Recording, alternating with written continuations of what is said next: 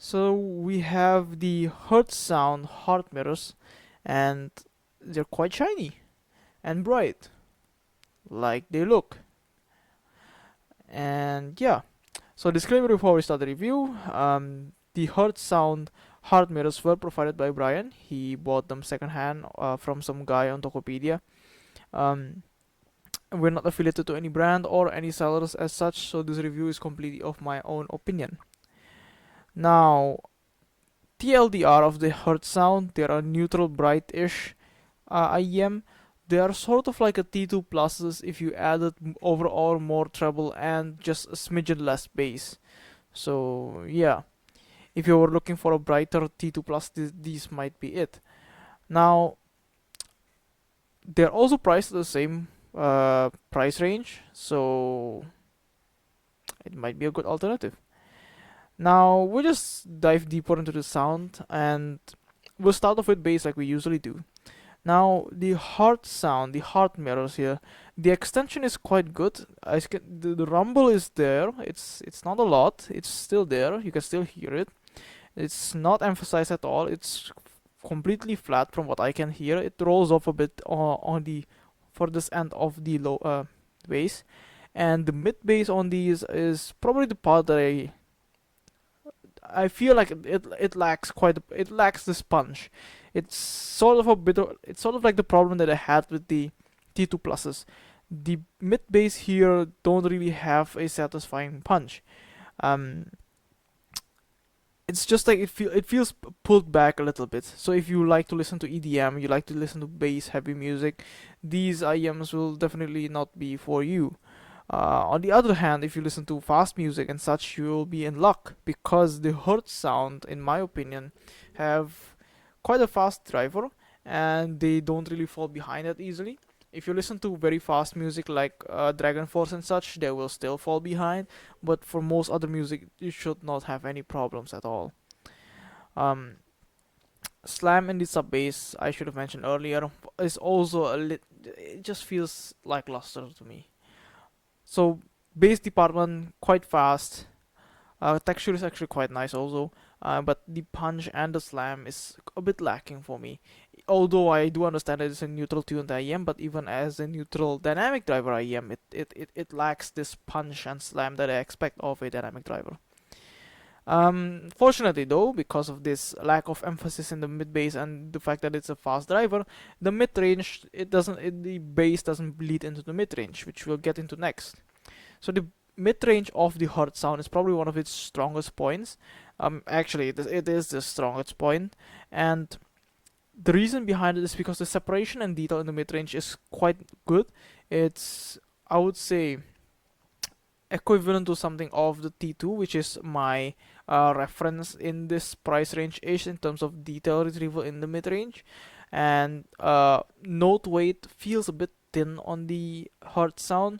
So, and male vocals sometimes I feel like I want more weight in the male vocals sometimes, but it's not much of an issue. Upper mids sometimes in less, how do I say this, if the mastering of the song isn't that great, it gets a bit shouty sometimes. It's not much of a problem for me, even most of the time. But if you're listening to some J-pop and stuff, sometimes it just gets a bit shouty here. Now, there's just not a lot of things I can complain about in the mid range, if any at all. Aside from that upper mid range, which sometimes gets shouty and maybe sometimes gets hot. Occasionally it does. Not a lot of times, but occasionally it does because it's quite a bright IEM. Now, when we get into the treble, this is where it's quite surprising to me because the treble, although it feels like there's more, well, there is more than the T2 pluses. The HZSound doesn't really have this annoying treble presence that put me off on the T2 pluses. These are brighter, there's less bass, but for some reason the treble I think it's quite refined. It doesn't annoy me at all. It isn't splashy. Speed is alright. Detail is also quite good, and overall I think it is it's quite nicely done. It's just quite bright. It's just quite a bit of treble. So if you are a treble head, I think these will do you quite well. Um, Extension is okay. I can't really judge extension that well because my hearing cuts off at 17K, but most music doesn't really have anything above 17K, so I think you'll do just fine with the Hertz sound. And yeah,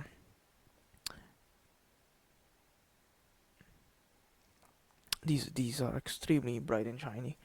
And yeah, so we'll just get into soundstage and imaging, which is another good point that the Hertz sound does. Well, another thing that the Hertz sound executes quite well.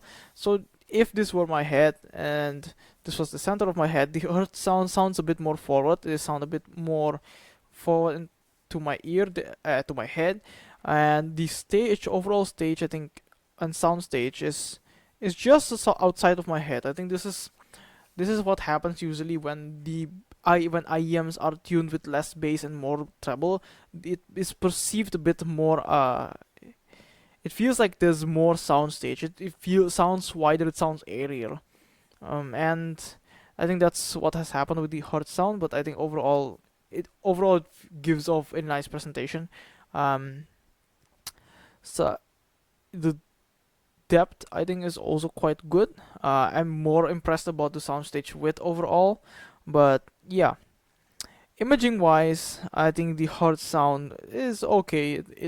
I got an accuracy of like 45-ish degrees, like I normally do, um, which is I think standard for a lot of IEMs, but with such huge soundstage, that the fact that I was able to get such accuracy, I think is still quite nice. Now,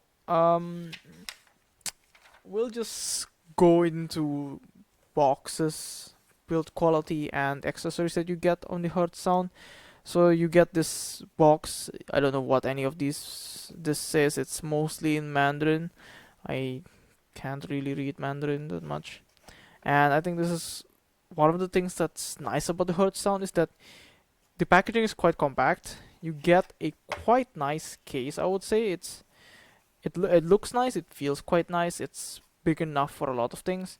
I think you can get your IEMs some couple of spare ear tips, and maybe, just maybe, you might actually be able to fit something like the ES100s into here. Which I put my ES100s somewhere. I don't know where I put them.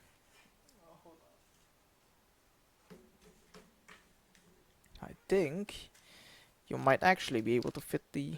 Yeah, you can actually fit the ES100s and the Hertz sounds into one case, the case that they got you. Yeah, it should fit actually.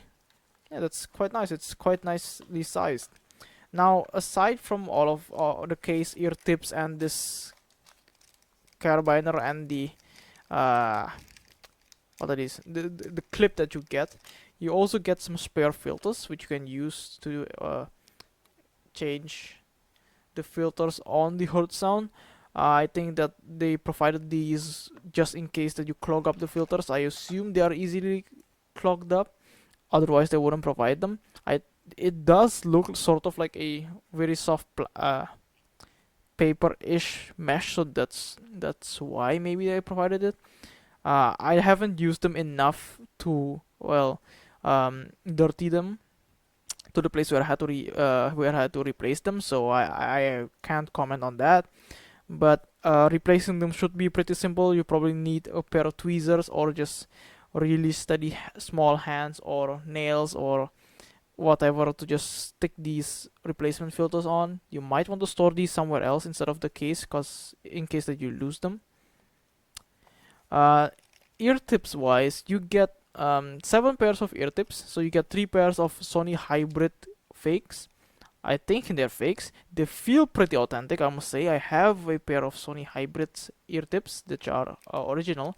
Actually, no, I have the full range of them because I have the EX1000s, and they feel quite similar. They're just a smidgen bit rougher than the originals that I have, but yeah.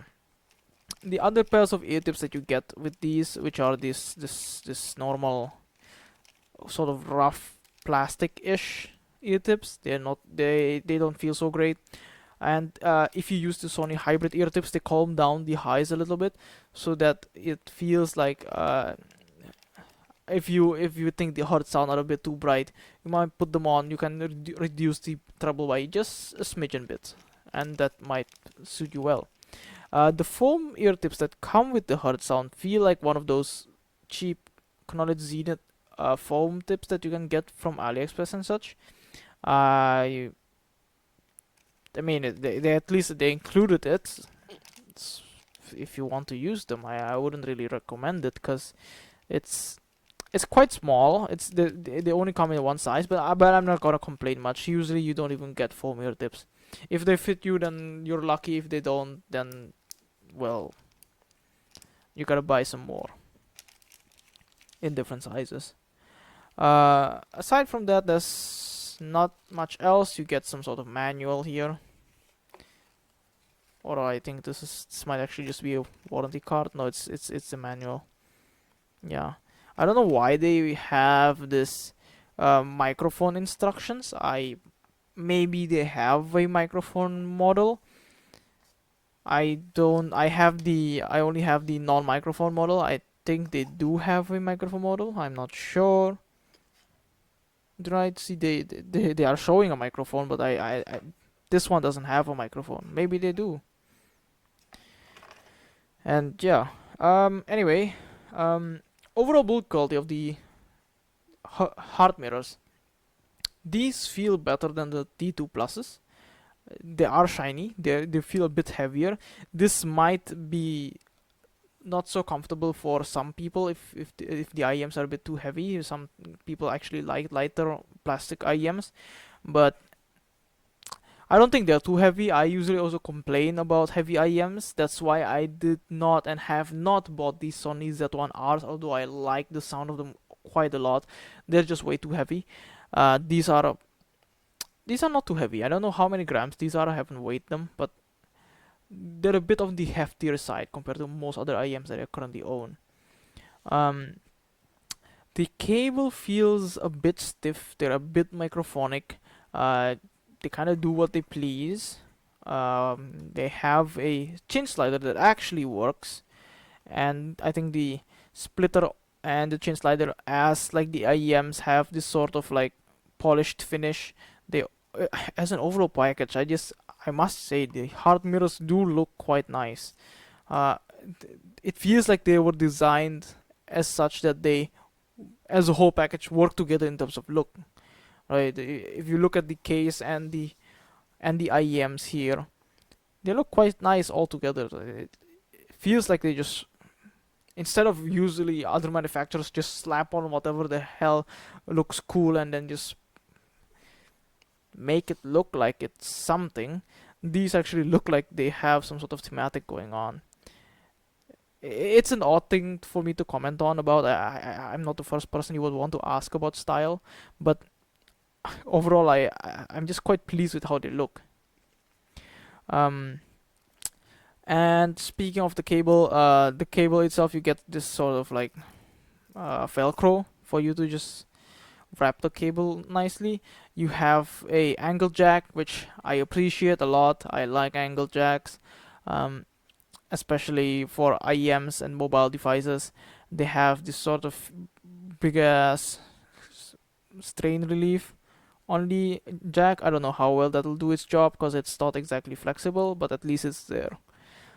So your cable shouldn't break that easily. It is, I should mention, a 2-pin 0.78 connector. It's a recessed socket, slightly recessed. It's not exactly flush, but it's not recessed either. It's ever so slightly recessed.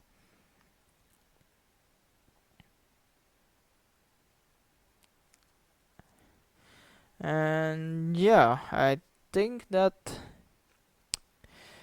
I'll just give you one more comparison. I'll just give you a more in-depth comparison with the T2 pluses. So the T2 pluses compared to these, technicalities wise, I think the Heartmirrors are just a smidgen below the T2 pluses, technical performance wise, and maybe just a smidgen below the original T2s. Detail retrieval, I think, on the original T2s are a bit better. Not by a lot, but overall tonality, I think, is just more acceptable on the um, HZSound Heartmirrors. And the T2 pluses have indeed a bit more of an emphasized bass, but they both still lack this sort of punch or slam in the bass. They have an equal problem, but the T2 pluses just have a bit more bass than these. Speed, I would say the Heartmirrors are a bit faster than the T2 pluses. Mid range, the T2 pluses are a bit more weightier than these. Note weight is also a bit thicker on the T2 pluses. Um, Treble, although the Heartmirrors do have more treble, they are just a smidgen bit less annoying. They don't have this sort of ringing or something problem that I had with the T2 pluses, which I still don't understand why that happened to me. Um, Upper mids, these are more aggressive, but again, they don't come to me as too shouty or too rough, scratchy, I guess. Although they're bright, the Heartmirrors for some reason don't really annoy me that much. I usually get annoyed by bright IEMs and such quite easily, but these don't. But again, overall, if you're looking for a bassy neutral IEMs, these are not for you. Definitely not for you. We just straight away just shoo go away from these. Like don't even bother looking at these. But yeah. Um, and if you're looking just for pure technicalities, I think the Tin T2s still remain unbeaten. The T2s just speed and detail retrieval capabilities are still top tier, and they are quite cheaper than the Heartmirrors. But as an overall package, I think in this price range, the Heartmirrors as a neutral bright IEM are probably one of my, if not the current top pick for me. So yeah, like if you liked it, comment what you think, and subscribe if you want more content like this. See you next time.